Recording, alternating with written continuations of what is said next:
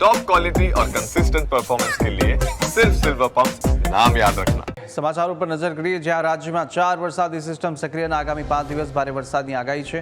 31 જુલાઈએ ભારેથી અતિ ભારે વરસાદની પણ સંભાવના વ્યક્ત કરવામાં આવી છે। આજે જ્યાં અનેક જિલ્લાઓની અંદર હળવાથી ભારે વરસાદની આગાહી છે। વડોદરા, છોટાઉદેપુર, નર્મદા, સુરત સહિત ઓરેન્જ એલર્ટ અપાયું છે। 31 જુલાઈએ સુરત, ડાંગ, તાપી, નવસારી, વલસાડ સહિત રેડ એલર્ટ આપવામાં આવ્યું। અમદાવાદ, વડોદરા, ભરૂચ, ભાવનગર સહિત અનેક જિલ્લામાં ભારે વરસાદને લઈ આગાહી કરાઈ છે। 40 થી 60 કિલોમીટર પ્રતિ કલાકની ઝડપે પવન ફૂંકાવાની પણ શક્યતાઓ રહેલી છે। 30 જુલાઈથી 2 ઓગસ્ટ સુધી ભારે વરસાદી માહોલ રહેવાની પણ શક્યતાઓ વર્તાઈ રહી છે। 31 जुलाई के लिए एक्सेप्शनली हेवी रेनफॉल का वार्निंग दिया गया है। रेड वार्निंग के साथ नर्मदा डिस्ट्रिक्ट के लिए दिया गया है। और जो एक्सट्रीमली हेवी रेनफॉल का वार्निंग दिया गया है अहमदाबाद, आनंद, बड़ोदरा, छोटाउदेपुर, नर्मदा, भरूच, सूरत, डांग, नवसारी, वलसाड, तापी, दमन, दादरा, नगर हवेली, दक्षिण के सारे जिला ही रेड वार्निंग में है।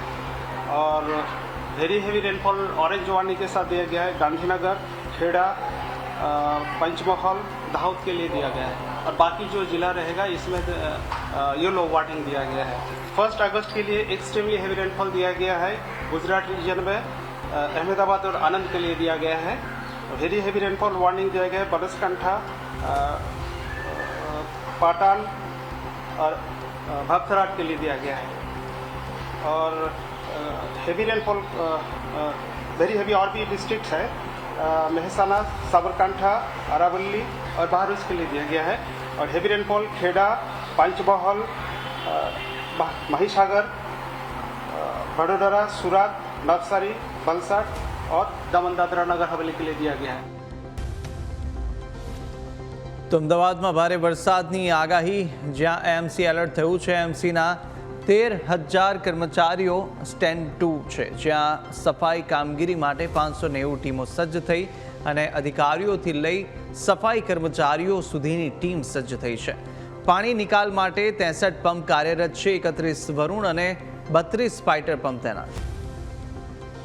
ટ્રાફિક પોલીસના તમામ જે એડવાઇઝરીઝ છે એ પ્રમાણે ચાલે અને એના સાથે સાથે ખાસ કરીને આ વરસાદમાં પવન પણ ફૂંકાવાનું શક્યતા છે। 40 થી 50 કિલોમીટર પર અવર સ્પીડમાં જે છે પવન ફૂંકાવાના સ્થિતિમાં ખાસ કરીને ઝાડ હોય, એડવર્ટાઇઝમેન્ટ બોર્ડ્સ હોય, લાઇટ પોલ્સ હોય, એ તમામ જગ્યાએથી દૂર રહે અને કોઈ પણ રીતે જે છે એ તમામ સલામતીના જે પગલાઓ છે એ અચૂક રીતે રાખે એટલું તમામ પબ્લિક, તમામ આપણા નાગરિકોને વિનંતી કરીએ છીએ। અને એના સાથે સાથે આપના તમામ કોઈ પણ ફરિયાદ હોય આપણા સેન્ટ્રલ કંટ્રોલ રૂમ અને ઝોનલ કંટ્રોલ રૂમ્સ 24/7 એ કાર્યરત રહેશે। એટલે લોકોને કોઈ પણ સમસ્યા હોય ઇમિડિયેટલી આપણને જાણ કરે તો એના સંપૂર્ણ નિરાકરણનું જે વ્યવસ્થા છે એ વ્યવસ્થા અમદાવાદ મ્યુનિસિપલ કોર્પોરેશન દ્વારા કરવામાં આવશે।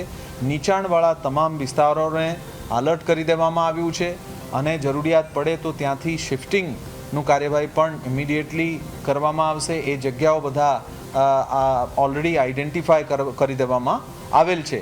એટલે આ તમામ બાબતોના અનુસંધાને લોકોને વિનંતી છે કે લોકો સંપૂર્ણ રીતે તમામ સલામતીનું ધ્યાન રાખે, પોતાના જે સામાન છે, પોતાનું જે સંપત્તિ છે એ તમામ બાબતે જે છે અચૂક રીતે પોતાના બાળકો, વડીલો અને કોઈ પણ રીતે જે છે એ સલામતી ફર્સ્ટ એ આપણા મંત્ર રહેશે। અને આપણે અમદાવાદ મ્યુનિસિપલ કોર્પોરેશન નાગરિકોના સાથે જે છે એ સંપૂર્ણ રીતે રહે છે। કોઈ પણ પ્રકારના બાબત હોય અમદાવાદ મ્યુનિસિપલ કોર્પોરેશનના ધ્યાન દોરવામાં આવે અને એ ઇમિડિયેટલી એનું નિરાકરણ અમદાવાદ મ્યુનિસિપલ કોર્પોરેશન દ્વારા કરવામાં। અમદાવાદમાં આવતા 2 દિવસ માટે આઈએમડી ડિપાર્ટમેન્ટથી રેડ એલર્ટ છે। 31 જુલાઈ અને 1 ઓગસ્ટના દિવસે એના માટે તંત્રએ પૂરી તૈયારી કરી છે। અમે લોકો બધા જો કન્સર્ન સ્ટેક હોલ્ડર્સ છે, કન્સર્ન ડિપાર્ટમેન્ટ છે, એમના સાથે આજે પણ એક મિટિંગ થઈ હતી।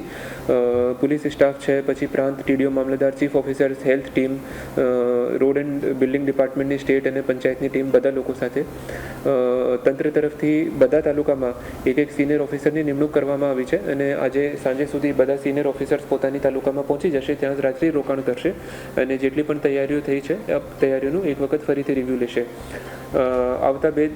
આવતીકાલ માટે 31 તારીખ માટે અમદાવાદ જિલ્લાના સ્કૂલ કોલેજીસમાં રજા જાહેર કરવામાં આવી છે.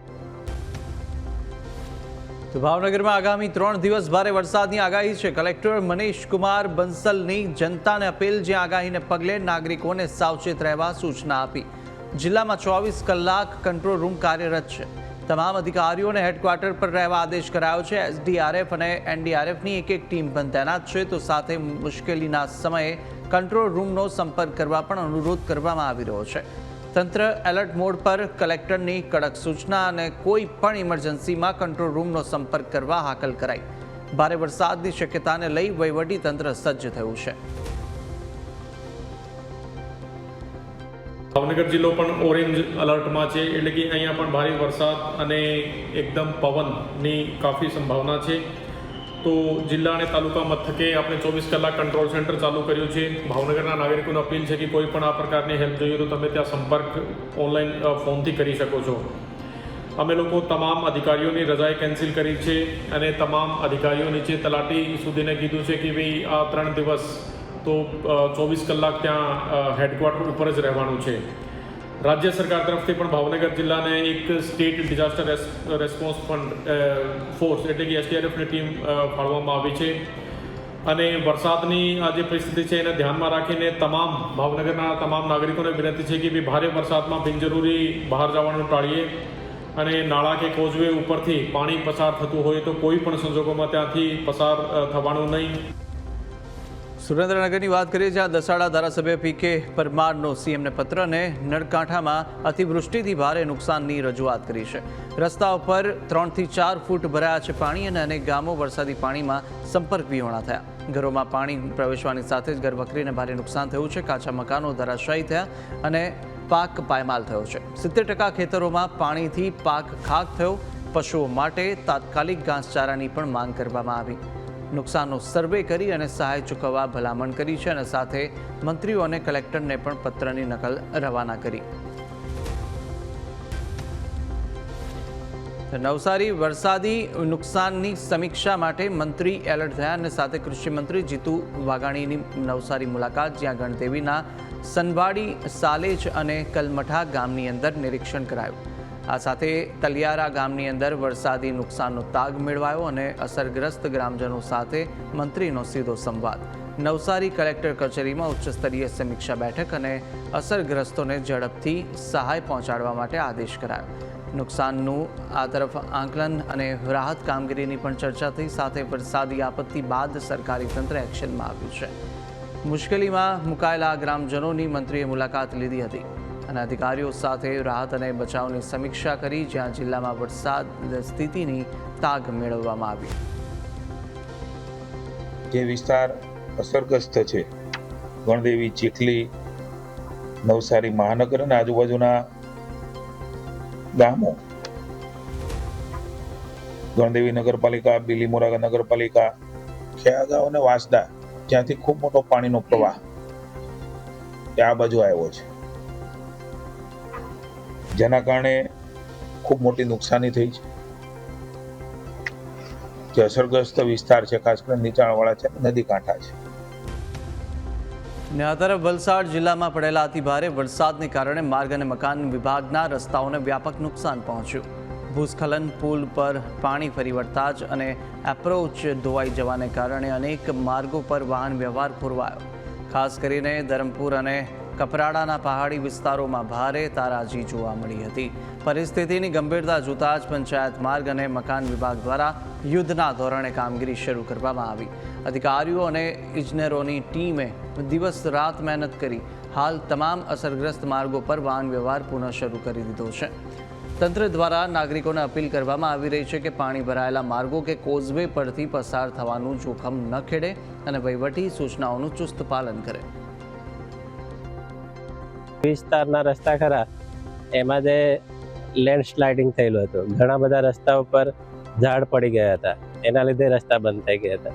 એના માટે પણ આપણે ટ્રી કટર અને જેસીબી દ્વારા લેન્ડસ્લાઇડિંગ થયેલું હતું, એમાં તાત્કાલિક ધોરણે ખસેડી દઈ એ પણ રસ્તા હાલ ચાલુ કરી દેવામાં આવેલા છે. અત્યારે હાલ બધા રસ્તા ટ્રાફિકેબલ કરી દેવામાં આવેલ છે, જે વાહન વ્યવહાર માટે હાલ લોકોને અવર જવર માટે ચાલુ છે. તો સુરતમાં પૂર પીડિત વેપારીઓ દ્વારા મેયરનો ઘેરાવ કરવામાં આવ્યો અને સંપૂર્ણ વેરા માફીની માંગ સાથે ઉગ્ર વિરોધ નોંધાવ્યો. પાલિકા કચેરીએ વેપારીઓનો હલ્લાબોલ થયો, જ્યાં SK નગર અને ઉમા ઇન્ડસ્ટ્રીયલના વેપારીઓની આ રજૂઆત હતી, જ્યાં વોર્ડ 18 અને 19માં જ કેમ પૂર આવે છે તેવા સવાલ ઉઠાવ્યા. તંત્રની મિલીભગત અને ગેરકાયદે દબાણો પર સવાલ ઉઠ્યા અને સાથે જ પૂરથી વેપારીઓને વાર્ષિક 10 લાખનું નુકસાન થયું. ધંધા રોજગાર ડૂબી જતા વેપારીઓની હાલત કફોડી થઈ છે અને સાથે 3 વર્ષની વેરામાફી માટે મેયરનું આશ્વાસન, જ્યાં વેપારીઓની હાલાકી દૂર કરવા સરકારમાં રજૂઆતની પણ ખાતરી આપી. ડિમાન્ડ એટલી જ છે કે જે ઇન્ડસ્ટ્રીયલ અમે જે SK નગર અને ઉમા ઇન્ડસ્ટ્રીયલની વાત કરી રહ્યા છીએ ત્યાં સંપૂર્ણ 2 વર્ષનો સંપૂર્ણ વેરાબિલ માફી મળે એવી અમારી ડિમાન્ડ છે અને મેડમશ્રીએ અમને આશ્વાસન આપ્યું છે કે તમારી રજૂઆત અમે આગળ કરીશું અને બનતી કોશિશ કરીશું 2 વર્ષના વીમા માફ કરી આપવાની, વેરા માફ કરી આપવાની. તો વરસાદી આગાહી વચ્ચે રાજ્યમાં ટેટ પરીક્ષા અંગે હવે સરકાર લેશે મહત્વનો નિર્ણય અને સાથે જ જ્યાં રાજ્યના 279 કેન્દ્રો પર પરીક્ષાનું આયોજન છે, ત્યારે ટેટ પરીક્ષામાં કુલ 50,069 વિદ્યાર્થીઓ નોંધાયા છે. 2 ઓગસ્ટના રોજ 2 તબક્કામાં પરીક્ષા છે, તો 100 ગુણના 2 પેપરની મુખ્ય પરીક્ષા, જ્યાં CCTV કેમેરાના સજ્જ સર્વેલન્સ હેઠળ પરીક્ષા આ તરફ યોજાવાની છે. અમદાવાદ, વડોદરા અને રાજકોટમાં પરીક્ષા કેન્દ્રો તૈયાર કરાયા છે. સુરત અને અમદાવાદ ગ્રામ્યમાં પરીક્ષાનું આયોજન છે અને વરસાદી માહોલમાં પરીક્ષા શાંતિપૂર્ણ યોજવા તંત્ર પણ સજ્જ થયું. ટાટ હાયર સેકન્ડરીની પ્રિલિમ પરીક્ષા પહેલાં યોજવામાં આવી હતી. હવે એની મુખ્ય પરીક્ષા છે એનું આયોજન આ રવિવારે 2 ઓગસ્ટના રોજ કરવામાં આવેલ છે. 2 પેપર છે. પહેલું પેપર છે 10:30 થી 1 કલાક સુધી છે અને બીજું પેપર છે 3 થી 6 સમયગાળા દરમિયાન યોજાનાર છે. આ પરીક્ષામાં ટોટલ 50,069 વિદ્યાર્થી છે જે પ્રિલિમ્સમાં જે કટ ઓફમાં આવેલા હતા એ વિદ્યાર્થીઓ આ પરીક્ષા છે એ આપવાના છે. 5 ઝોનમાં એટલે કે અમદાવાદ ગ્રામ્ય, અમદાવાદ શહેર, રાજકોટ, વડોદરા અને સુરત, આ 5 ઝોનમાં 279 જેટલા સેન્ટરો ઉપર આ પરીક્ષાનું આયોજન છે એ રાજ્ય સરકારની સૂચના અનુસાર કરવામાં આવેલું છે. તો ખાનગી ટ્યુશન ક્લાસીસની મનમાની પર લાગશે રોક, જ્યાં ગુજરાત સરકાર વિધાનસભામાં લાવશે કડક કાયદો. પ્રાઇવેટ કોચિંગ ક્લાસીસ રેગ્યુલેશન વિધેયક લાવશે અને સાથે જ આ તરફ FRC માળખા મુજબ નવું બિલ તૈયાર થશે. રજિસ્ટ્રેશન અને લાયસન્સ માટે ઓથોરિટીની રચના, જ્યાં વિદ્યાર્થી ફેકલ્ટીની ઓનલાઈન એન્ટ્રી કરવી ફરજિયાત છે. ક્લાસીસની ફી માટે નક્કી થશે ચોક્કસ કેપ અને સાથે જ આ તરફ અડધેથી કોર્સ છોડનારને રિફંડ ફી મળશે. તો ફાયર NOC વગર ક્લાસ ચલાવવા પર મનાઈ છે અને ક્લાસીસમાં ઇમરજન્સી એક્ઝિટ સુવિધા રાખવી અનિવાર્ય છે. શિક્ષકો માટે લઘુત્તમ ગ્રેજ્યુએશન લાયકાત ફરજિયાત અને સ્ટાફનું પોલીસ વેરિફિકેશન કરાવવું પણ જરૂરી બનશે. તો સાથે જ આ તરફ નિયમોના ઉલ્લંઘન પર 25,000થી 1 લાખ દંડની જોગવાઈ પણ છે અને સાથે ખાનગી ક્લાસીસ પર સરકારનો હવે સકંજો કસાઈ રહ્યો છે. 2030 કોમનવેલ્થ ગેમ્સ માટે અમદાવાદ એક્સપિરિયન્સ સેન્ટર શરૂ થયું છે. મુલાકાતીઓને અમદાવાદનો અનોખો અનુભવ કરાવવામાં આવી રહ્યો છે. ગુજરાતની સંસ્કૃતિ, રંગો, સ્વાદ અને વારસાની ઝલક રજૂ કરાઈ, જ્યાં ગ્લાસગો અને આસપાસના લોકોને સેન્ટરની મુલાકાત લેવા આમંત્રણ આપ્યું. 2030માં અમદાવાદ વિશ્વના મહેમાનોના સ્વાગત માટે તૈયાર હોવાનું પ્રદર્શન કરાયું. પાટણ જિલ્લામાં ચાંદીપુરા વાયરસનો પ્રવેશ થયો અને સાથે જિલ્લા આરોગ્ય અધિકારીનું મહત્વનું નિવેદન. ચાંદીપુરા વાયરસથી 1 બાળકનું મોત થયું. સરસ્વતી તાલુકાના સાણોદરદા ગામની આ ઘટના છે, જ્યાં મૃતક બાળકની ઉંમર માત્ર 5 વર્ષ અને આરોગ્ય વિભાગના રિપોર્ટમાં ચાંદીપુરા પોઝિટિવ આવ્યું.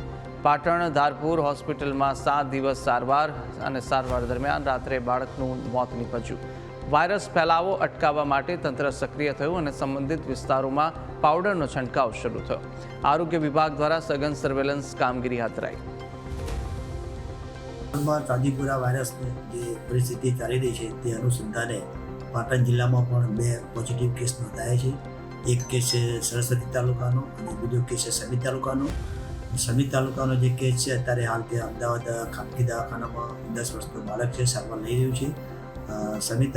સરસ્વતી તાલુકાના જે બાળકને આપણે 27 તારીખે મેડિકલ કોલેજમાં દાખલ કરવામાં આવેલું હતું, જેનું સારવાર દરમિયાન પણ એક મોત થયું છે. વાત દિયોદરની કરીએ. આરોગ્ય વિભાગ દ્વારા સઘન સર્વેલન્સ શરૂ થયું છે. ચાંદીપુરા વાયરસને લઈ અને તંત્ર સતર્ક થયું, જ્યાં આ તરફ 33 ટીમો દ્વારા ડોર ટુ ડોર સર્વેની કામગીરી શરૂ થઈ છે. ઝૂંપડપટ્ટી અને સરકારી કચેરીઓમાં વિશેષ તપાસ. રોગચાળો અટકાવવા માટે એન્ટી લાર્વા કામગીરી તેજ થઈ. સોસાયટીઓમાં સફાઈ અને ડસ્ટિંગ કામગીરી શરૂ. મચ્છરજન્ય રોગચાળો નાથવા આરોગ્ય તંત્રના ધામા અને પાણીનો ભરાવો દૂર કરવા જનતાને ખાસ અપીલ કરી. સ્વચ્છતા જાળવવા માટે આરોગ્ય વિભાગનો અનુરોધ છે. 32 ટીમો દ્વારા સઘન સર્વેલન્સની કામગીરી કરાઈ છે. તેના અંદર anti larval activity house to house જઈ જેટલા પણ અમને પોઝિટિવ પાત્રો મળેલ છે તે ઇન્ટ્રાડોમેસ્ટિક હોય પેરાડોમેસ્ટિક તમામનો અમે નાશ કરેલ છે. એબેડ દ્વારા અથવા એમએલઓ દ્વારા ખાડા ખાબોચિયા અને બહારીય જે કાયમી બ્રીડિંગ સોર્સ છે તેનો એમએલઓ દ્વારા અમે નાશ કરેલ છે. સાથે સાથે ક્લોરીનની ગોળીનું પણ વિતરણ કરેલ છે, જેથી પાણીજન્ય રોગચાળો ન થાય. અને અત્યારે ચાંદીપુરમ રોગ પણ આપણા આજુબાજુના જિલ્લામાં સક્રિય થયો છે, ત્યારે એની પણ અમે સાથે સઘન સર્વેલન્સની અંદર જેટલા પણ કાચા ઘરો, લીપણવાળા ઘરો છે તેનું અમે યાદી તૈયાર કરી અને ડસ્ટિંગની કામગીરી પંચાયતને સાથે રાખી અને કામગીરી ચાલુ જ છે. અને લોકોને પણ અપીલ કરીએ છીએ કે તમે પણ આજુબાજુ સાફ સફાઈ રાખો, પાણી ભરાવા ના દો અને મચ્છરજન્ય અને પાણીજન્ય રોગોથી બચો. વિચારો કે તમારે રોજ શાળાએ કે ખેતરે જવું હોય પણ તમારા ગામનો મુખ્ય રસ્તો અને પુલ 2 વર્ષથી તૂટેલો હોય તો તમને કેવી તકલીફ પડતી હશે. ત્યારે જામનગર જિલ્લાના કાલાવાડમાં અત્યારે હજારો લોકો બરાબર આવી જ મુશ્કેલીનો સામનો કરી રહ્યા છે. વાત એમ છે કે કાલાવાડમાં વોર્ડ નંબર 6 પાસે આવેલી નદી પર એક પુલ બનાવવાનું કામ ચાલી રહ્યું છે અને આ પુલ પરથી આખા તાલુકાનો 25% જેટલો વાહન વ્યવહાર પસાર થાય છે. પરંતુ આ પુલ બનાવવાનું કામ એટલું ધીમી ગતિએ ચાલી રહ્યું છે જાણે ગોકળ ગાય ચાલતી હોય. લોકોને આવવા જવા માટે જે બીજો રસ્તો આપ્યો છે તે પણ ખૂબ જ ખરાબ થઈ ચૂક્યો છે. એટલે રસ્તામાં એટલા ખાડા છે કે ખેડૂતો પોતાનો માલ સામાન કે ઘાસચારો લઈને જાય ત્યારે વાહનો ખાડામાં પડે છે અને અકસ્માત સર્જાય છે. ઇરફાનભાઈ નામના એક સ્કૂલવાન ચાલક કહે છે કે બાળકોને શાળાએ લઈ જવામાં પણ ખૂબ તકલીફ પડી રહી છે. આવું કેમ થઈ રહ્યું છે? કારણ કે સરકાર 3 કરોડ રૂપિયાનું આ કામ જે કોન્ટ્રાક્ટરને આપ્યું હતું તેણે આ કામ કોઈ બીજા માણસને સોંપી દીધું છે અને આ નવો માણસ બરાબર કામ કરી નથી રહ્યો. સાથે જ સાઇટ પર માત્ર 2 કે 3 મજૂરો જ કામ કરતા જોવા મળે છે અને વિપુલભાઈ અને લક્ષ્મણભાઈ ત્યાં સ્થાનિક લોકો ત્યાં આગળ કહી રહ્યા છે કે અમે નેતાઓ અને અધિકારીઓને વારંવાર ફરિયાદ કરીને થાકી ગયા પણ કોઈ ધ્યાન આપતું નથી. વર્ષથી આ કામ એમનેમ છે. 1-2 જણા તો ખાડામાં મોટરસાયકલ સહિત ગરી ગયા, તોય કોઈ જવાબ નથી દીધો. અધિકારીઓને બધાને રજૂઆત કરીને બધા થાકી ગયા છે. હવે આ કામ કેદી પૂરું થશે એ પ્રશ્ન છે. તમે જોઈ શકો છો પાછળના ભાગમાં પુલનું કામ અટકેલું છે અને આ નદી મોટી નદી છે. સામેના વિસ્તારમાં સોસાયટી આવેલી છે, ખેડૂતોને જવા માટેનો રસ્તો છે.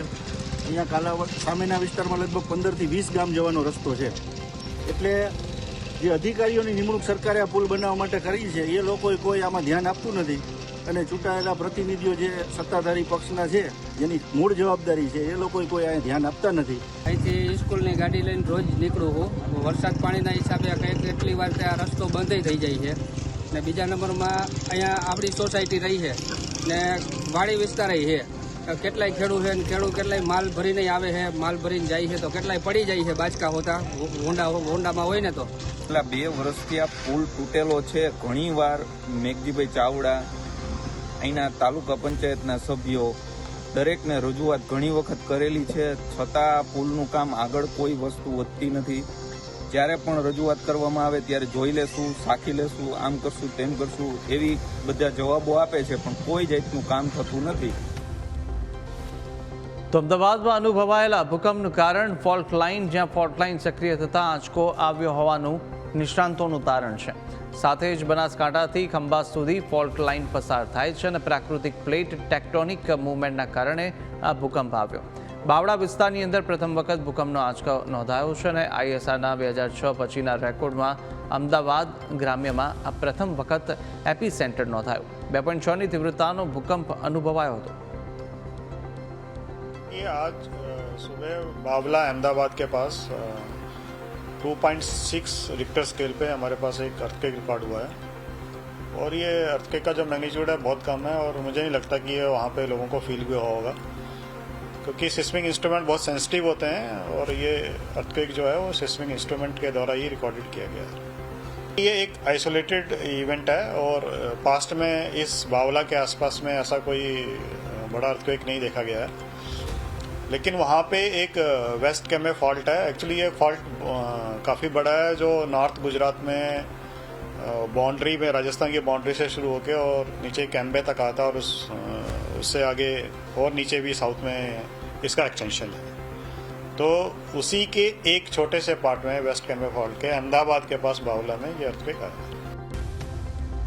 મહેસાણા જિલ્લામાંથી એક એવા ચોંકાવનારા આંકડા સામે આવ્યા છે જે સાંભળીને કોઈ પણનું મન સુન્ન થઈ જશે। આ તરફ જે ઉંમરે દીકરીઓના હાથમાં પુસ્તકો હોવા જોઈએ તે ઉંમરે તેમણે શાળાએ જવાનું હોય અને જે ઉંમર જ્યાં રમવાનું હોય ત્યારે પોતાનું ભવિષ્ય ઘડવાનું એ ઉંમર હોય અને એ જ ઉંમરે તેઓ માતા બનવા જઈ રહી છે। જી હા, મહેસાણા જિલ્લામાં માત્ર 4 મહિનાના ટૂંકા ગાળાની અંદર 131 સગીર દીકરીઓ ગર્ભવતી બની હોવાનો આંકડો સામે આવ્યો છે અને આ દીકરીઓની ઉંમર છે માત્ર 13 થી 17 વર્ષની, એટલે કે જે ઉંમરે તેઓ ધોરણ 8 થી 12માં ભણતી હોવી જોઈએ એ ઉંમરે તેમના પર માતૃત્વનો બોજ આવી ગયો છે। એપ્રિલ 2026 થી 22 જુલાઈ 2026 દરમિયાન 15 વર્ષથી ઓછી ઉંમર ધરાવતી સગર્ભા દીકરીઓની સંખ્યા 8, 16 વર્ષથી નીચેની 43 અને 17 વર્ષથી નીચેની 80 અને કુલ 18 વર્ષથી નીચેની 131 દીકરીઓના ડેટા અમને મળેલ છે। આરોગ્ય વિભાગને જે નોંધણી કરવામાં આવી છે તમામ સગર્ભા બહેનની નીચેના લેવલથી એટલે કે એફએડબ્લ્યુ લેવલથી, મેડિકલ ઓફિસર લેવલથી તમામ પ્રકારની સારવાર પૂરી પાડવામાં આવે છે અને એને અમે જે સગર્ભા પ્રેગ્નન્સી કન્ટિન્યુઅસ હોય એની પૂરી સારવાર આપીએ છીએ સરકારના નિયમ। હા, એમને અમે નિયમિત જાણ કરી દઈશું અને ટેકો પોર્ટલ પરના જે રિપોર્ટ હોય છે એ સરકારશ્રીમાં પણ અમે રજૂ કરતા હોઈએ છીએ। બાળ લગ્ન એ દૂષણ જ નહીં પરંતુ સામાજિક અપરાધ છે। મહેસાણા જિલ્લામાં આ અગાઉ 16 વર્ષ કે 17 વર્ષની સગીરાઓ ગર્ભવતી હોવાના ચોંકાવનારા કિસ્સાઓ સામે આવ્યા બાદ પણ તંત્ર હજુ આ દિશામાં કોઈ કાર્યવાહી નહીં કરતી હોવાની વિગતો સામે આવી છે। આ અગાઉ મહેસાણા જિલ્લામાં 8 મહિનામાં 400 કરતાં વધુ સગીરાઓ ગર્ભવતી હોવાના કિસ્સા સામે આવ્યા હતા અને તે વખતે સમાજ સુરક્ષા વિભાગને તપાસ કરવાની સૂચના પણ આપવામાં આવી હતી। આ તમામ બાબતો વચ્ચે એપ્રિલ 2026 થી 22 જુલાઈ 2026 સુધીના જે ડેટા સામે આવ્યા છે આ ડેટા ખૂબ ચોંકાવનારા છે। મહેસાણા જિલ્લામાં એપ્રિલ 2026 થી જુલાઈ 2026ના ગાળામાં 131 દીકરીઓ જે સગર્ભા છે, જે સગીર દીકરીઓ સગર્ભા છે અને તેમાં પણ સૌથી વધુ સંખ્યા કડી તાલુકામાં છે।